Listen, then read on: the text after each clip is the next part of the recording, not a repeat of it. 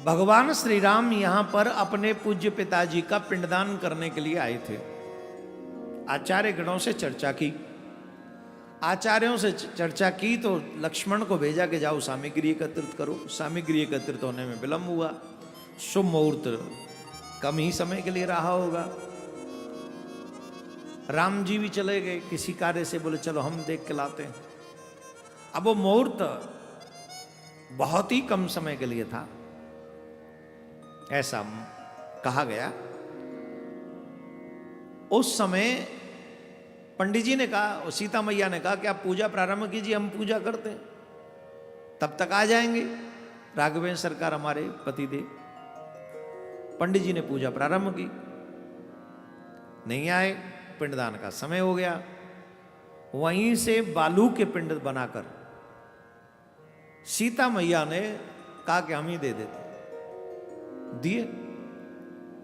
और कहते हैं जब पिंड दिए तो स्वयं दशरथ जी महाराज का दाहिना हाथ प्रकट हो गया। पहले यही था गया में, पहले गया में जिसके नाम से पिंड दिया जाता था वो दिखता था, उसका हाथ आता था और पिंड ले जाता था। मरे पीछे भी यही इतिहास है ना महाराज यहाँ का। वो जो आप कह रहे थे ना, आपका कोई सौतेला भाई तो नहीं है, इसके चक्कर में बंद हो गया हाथ आना।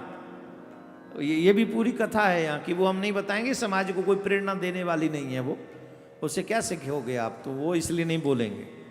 सिर्फ इतना समझ लीजिए, पहले सबके ही हाथ दिखते थे, तो दशरथ जी का हाथ आया और वो पिंड लेके चला गया। राम जी आए, जब सरकार पहुंचे तो कहा पूजा प्रारंभ करो। बोले पूजा तो हो गई,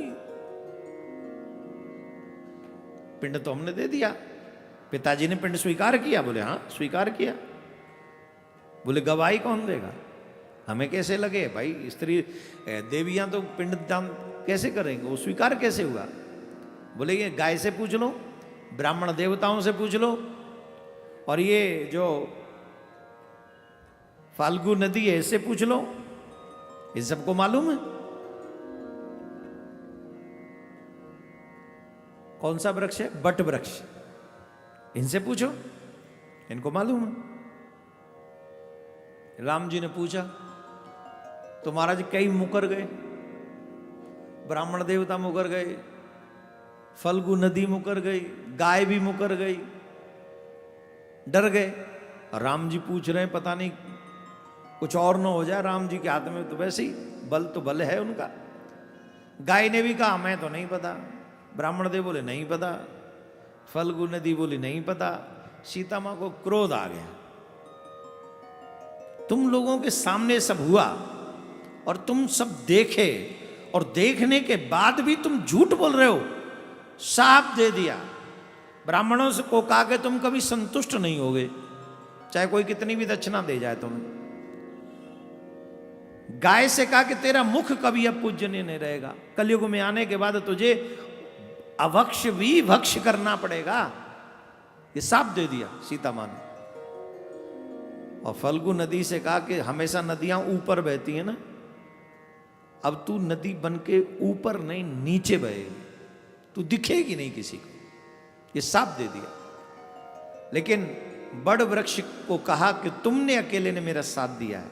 उन्होंने कहा था कि नहीं मैंने देखा, इसलिए मैं तुम्हें आशीर्वाद देती हूं, जो भी सौभाग्यवती देवियां बट वृक्ष की पूजा करेंगी उनका सुहाग हमेशा दीर्घायु रहेगा, उनको सुख संपत्ति मिलती रहेगी।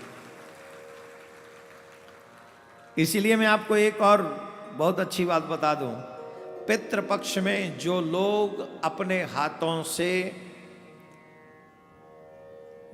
बट का वृक्ष लगाते हैं उससे पितृ बहुत प्रसन्न होते हैं और बहुत आशीर्वाद देते हैं। इन पितृपक्ष में अगर कोई बट का वृक्ष लगाए तो जितने भी लोग अगर मुझे सुन रहे हैं यूट्यूब पे, आपसे एक ही आग्रह है, अपने पितरों के लिए सामूहिक जगह पे लगाएं, घर में नहीं। घर में बट वृक्ष तो वो तो फैलता ही चला जाएगा, तो मुश्किल हो जाएगी। सामूहिक जगह पे जहाँ कहीं पार्क होते हैं या रास्ते होते हैं, ऐसी जगह पे अगर आप बट वृक्ष को लगा दें, फिर उसे पालें, उसकी देखभाल भी करें, इसे लगा के भूल ही ना जाएं। अगर लगा के भूलना हो तो मत लगाइएगा, लगा के उसके पानी वानी की देखभाल करनी है, इसलिए लगा दीजिए। तो पितरों का सहज आशीर्वाद तुम्हें प्राप्त हो जाएगा।